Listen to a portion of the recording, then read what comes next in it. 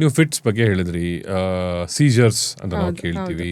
ಎಷ್ಟೋ ಜನರಲ್ಲಿ ನೋಡ್ತೀವಿ. ಹೌದು. ನಾವು ಏನಕ್ಕೆ ಸೀಜರ್ ಆಗುತ್ತೆ ಫಸ್ಟ್ ಆಫ್ ಆಲ್ ಹೌದು. ನನಗೆ ಅದೊಂದು ಅರ್ಥ ಮಾಡ್ಕೋಬೇಕು. ಅಂಡ್ ಈ ಟೆಲ್ ಸೈನ್ಸ್ ಅಂತ ನಾವೇನು ಹೇಳ್ತೀವಿ, ಸೀಜರ್ ಆಗೋ ಸಾಧ್ಯತೆ ಇದೆ ಫ್ಯೂಚರ್ ಅಲ್ಲಿ ಇವ್ರಿಗೆ. What are these science? So fits, seizures, epilepsy ಈ ತರ ಕೇಳ್ಪಟ್ಟಿರ್ತೀವಿ. ಹೌದು. ಸೊ ಇದು ಬ್ರೈನ್ ಅಲ್ಲಿ ಅಬ್ನಾರ್ಮಲ್ ಆಗಿ ಸಿಗ್ನಲ್ಸ್, ಈಗ ನಾರ್ಮಲ್ ಸಿಗ್ನಲ್ ಹಿಂಗ್ ಹೋಗ್ತಾ ಇರಬೇಕು, ಬಟ್ ಏನೋ ಕಾರಣದಿಂದ ಅಬ್ನಾರ್ಮಲ್ ಆಗಿ ಸಿಗ್ನಲ್ ಉತ್ಪನ್ನ ಆಗೋಕ್ ಸ್ಟಾರ್ಟ್ ಆಗುತ್ತೆ. ಹೈ ಜ್ವರದಿಂದನೂ ಆಗುತ್ತೆ. ಹೈ ಜ್ವರ, ಹೈ ಜ್ವರ ಅದೊಂದು ಒಳ್ಳೆ ಕ್ವಶನ್.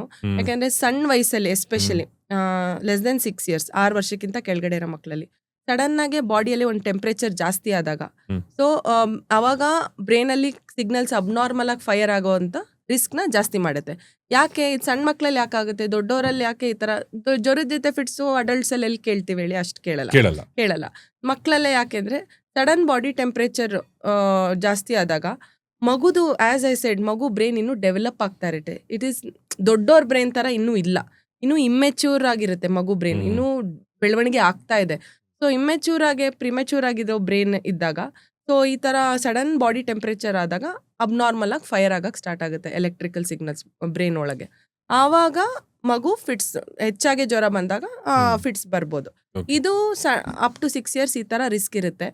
ಬಟ್ ಸುಮಾರು ಜನಕ್ಕೆ 1-2 ಸತಿ ಬಂದು ಹೋಗ್ಬಿಡುತ್ತೆ, ಮತ್ತೆ ಜೀವನ ಪೂರ್ತಿ ಫಿಟ್ಸ್ ಕಂಟಿನ್ಯೂ ಆಗುತ್ತೆ ಅನ್ನೋ ತರ ಇರಲ್ಲ. ಚಿಕ್ಕ ಮಕ್ಕಳಿದ್ದಾಗ ಯಾರಿಗಾರ ಆತರ ಆಯ್ತು ಅಂತಂದ್ರೆ ಅದು ಖಂಡಿತವಾಗಿ ಫ್ಯೂಚರ್ ಅಲ್ಲಿ ದೊಡ್ಡವರಾದ್ಮೇಲೂ ಆ ಪ್ರಾಬ್ಲಮ್ ಇರುತ್ತೆ ಅಂತ ಹೇಳಕ್ ಗ್ಯಾರಂಟಿ ಇಲ್ಲ. ಮೆಜಾರಿಟಿ ಆಫ್ ದ ಟೈಮ್ಸ್ ಅದು ಅಲ್ಲೇ 6 ವರ್ಷದೊಳಗೇನೆ ಆ ರಿಸ್ಕ್ ಮುಗ್ದೋಗುತ್ತೆ. ಎಲ್ಲೋ ಕೆಲವ್ರಿಗೆ ಫ್ಯಾಮಿಲಿಯಲ್ಲಿ ಬೇರೆಯವ್ರಿಗೆ ಫಿಟ್ಸ್ ಇರೋದು, ಜೆನೆಟಿಕ್ ಹಿಸ್ಟ್ರಿ, ಅನುವಾಂಶಿಕ ರಿಸ್ಕ್ ಇರೋರು, ಇಲ್ಲ ಬೇರೆ ಕಾರಣಗಳು. ಈಗ ಫಿಟ್ಸ್ ನೀವು ಕೇಳಿದ್ರಿ ಏನೇನ್ ಕಾರಣಕ್ಕೆ ಬರ್ಬೋದು ಅಂತ, ಅನುವಾಂಶಿಕ ಕಾರಣ, ಜೆನೆಟಿಕ್, ಇಲ್ಲ ಅಂದ್ರೆ ಮೆದುಳು ಬೆಳವಣಿಗೆಯಲ್ಲಿ ವ್ಯತ್ಯಾಸ ಇರ್ಬೋದು, ಇಲ್ಲ ಅಂದ್ರೆ ಮಗುಗೆ ಏನಾದ್ರು ಮೆಟಬಾಲಿಸಮ್ ಇಶ್ಯೂಸ್ ಇರ್ಬೋದು, ಇಲ್ಲ ಅಂದ್ರೆ ಏನಾದ್ರು ಇನ್ಫೆಕ್ಷನ್ ಇಂದ ಬ್ರೈನಿಗೆ ಚೇಂಜಸ್ ಆಗಿರ್ಬೋದು, ಇಲ್ಲ ಹುಟ್ಟೋ ಟೈಮಲ್ಲಿ ಆಕ್ಸಿಜನ್ ವೇರಿಯೇಷನ್, ಗ್ಲೂಕೋಸ್ ವೇರಿಯೇಷನ್ಸ್ ಅದರಿಂದಾನು ಬ್ರೈನಿಗೆ ಚೇಂಜಸ್ ಆಗಿರ್ಬೋದು.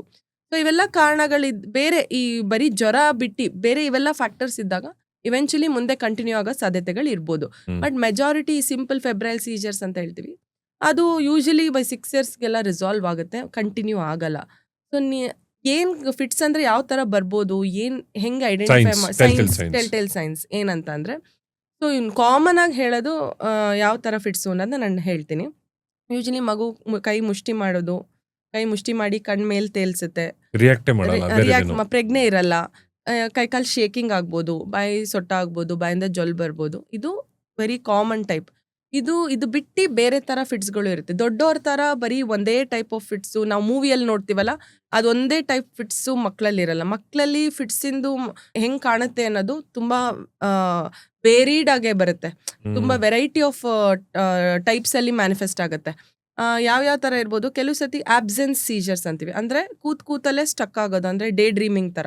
ಇದೆಲ್ಲ ಸ್ವಲ್ಪ ಮೂವ್ ಆಗಲ್ಲ. ಹಿಂಗ್ ಕ್ಲಾಸಲ್ಲಿ ಕೂತಿರುತ್ತೆ ಮಗು, ಸಡನ್ ಆಗಿ ಒಂದ್ ಫ್ಯೂ ಸೆಕೆಂಡ್ಸ್ ರೆಸ್ಪಾಂಡ್ ಮಾಡಲ್ಲ, ಮತ್ತೆ ವಾಪಸ್ ಬರ್ತಾರೆ. ಅವ್ರಿಗೆ ಆ ಫ್ಯೂ ಸೆಕೆಂಡ್ಸ್ ಏನಾಯ್ತು ಅಂತ ಗೊತ್ತಾಗಲ್ಲ.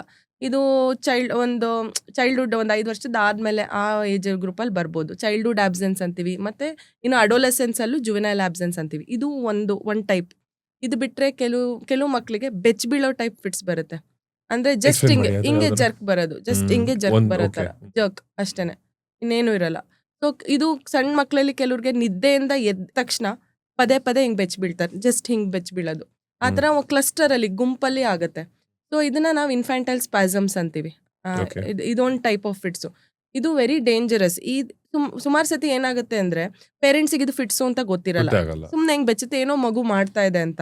ಎಲ್ಲೋ ಕೆಲವ್ರಿಗೆ ತಿಳುವಳಿಕೆ ಇರೋರು ನೋಡ್ತಾರೆ, ವಿಚಾರಿಸ್ತಾರೆ, but majority of time ignore ಆಗುತ್ತೆ ಇದು.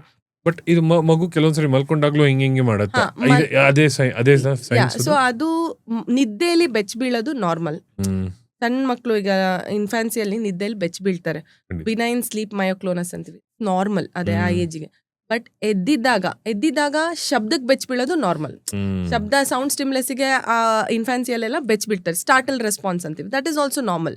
ಬಟ್ ಎದ್ದಿದ್ದಾಗ ಸೌಂಡ್ ಸ್ಟಿಮ್ಯುಲಸ್ ಶಬ್ದ ಇಲ್ದಲೆ, ಈಗ ನಿದ್ದೆಯಿಂದ ಎದ್ದ ತಕ್ಷಣ ಮಗು ಸುಮಾರು ಸತಿ ಬೆಚ್ ಬೀಳ್ತಾ ಇದೆ, ಬೆಚ್ ಬಿದ್ದಾದ್ಮೇಲೆ ಜಾಸ್ತಿ ಅಳೋದು, ಕಿರಿಕಿರಿ ಆಗೋದು, ಆ ತರ ಆಗ್ತಿದೆ ಅಂದ್ರೆ ಇದು ಒಂದ್ ಟೈಪ್ ಆಫ್ ಫಿಟ್ಸು. ಇದಕ್ಕೆ ಸ್ಪಾಸಮ್ಸ್ ಅಂತ ಕರಿತೀವಿ. ಇದು ಅರ್ಲಿ ಐಡೆಂಟಿಫೈ ಆಗ್ಲಿಲ್ಲ ಅಂದ್ರೆ ಸುಮಾರು ಟೈಮ್ ಆಯ್ತು ಅಂತಂದ್ರೆ ಮಗು ಏನೇ ಆ ವಯಸ್ಸಿಗೆ ತನಕ ಏನ್ ಕಲ್ತಿದೆ ಮೈಲ್ ಸ್ಟೋನ್ಸ್ ಅಂದ್ರೆ ಈಗ ಕತ್ ನಿಂತಿರ್ಬೋದು, ಒಂಚೂರು ಆಬ್ಜೆಕ್ಟ್ಸ್ ಗ್ರಾಸ್ ಮಾಡ್ತಿರ್ಬೋದು, ಪೇರೆಂಟ್ಸ್ ಐಡೆಂಟಿಫೈ ಮಾಡಿ ನಗ್ತಾ ಇರ್ಬೋದು, ಇದೆಲ್ಲ ಹಿಂದೋಗಕ್ ಸ್ಟಾರ್ಟ್ ಆಗುತ್ತೆ, Reverse ಆಗುತ್ತೆ. ರಿವರ್ಸ್ ಆಗ್ಬಿಡುತ್ತೆ, ರಿಗ್ರೆಷನ್ ಅಂತೀವಿ. ಬೇಗ ಐಡೆಂಟಿಫೈ ಆಗ್ಲಿಲ್ಲ ಅಂದ್ರೆ ಬ್ರೈನಿಗೆ it is like an emergency situation. So ಅದನ್ನ ಎಷ್ಟು ಬೇಗ ಐಡೆಂಟಿಫೈ ಮಾಡಿ ನಾವು ಎಷ್ಟು ಬೇಗ ಕಂಟ್ರೋಲ್ ಮಾಡ್ತೀವೋ ಅದು important. So eventually in case ಅದು ಅನ್ಐಡೆಂಟಿಫೈ ಇದ್ರೆ ಪರ್ಮನೆಂಟ್ಲಿ ಅವರು ಒಂಥರ Permanent- ವೆಜಿಟೇಬಲ್ ತರ ಆಗೋ ಚಾನ್ಸಸ್ ಇರುತ್ತೆ. ಪರ್ಮನೆಂಟ್ ಆಗಿ ಒಂಥರ ಎನ್ಸೆಫ್ಲೋಪತಿ ಅಂತೀವಿ, ಒಂಥರ ಅದು ಪದೇ ಪದೇ ಬ್ರೈನ್ ಅಲ್ಲಿ ಫೈರಿಂಗ್ ಆಗಿ ಆಗಿ ಆಗಿ ಕೊನೆಗೆ ಆಸ್ ಯು ಸೆಡ್ ಮಗು ಹುಟ್ಟೋ ಮಗು ತರ ಏನು ರೆಸ್ಪಾನ್ಸ್ ಇಲ್ದಲೆ ಸುಮ್ಮನೆ ಇರೋ ತರ ಆಗೋಗುತ್ತೆ. ಓಕೆ ಸೊ ಅದು ಆ ಸ್ಟೇಜಿಗೆ ಹೋಗ್ಬಾರ್ದು. Okay so we have to identify early.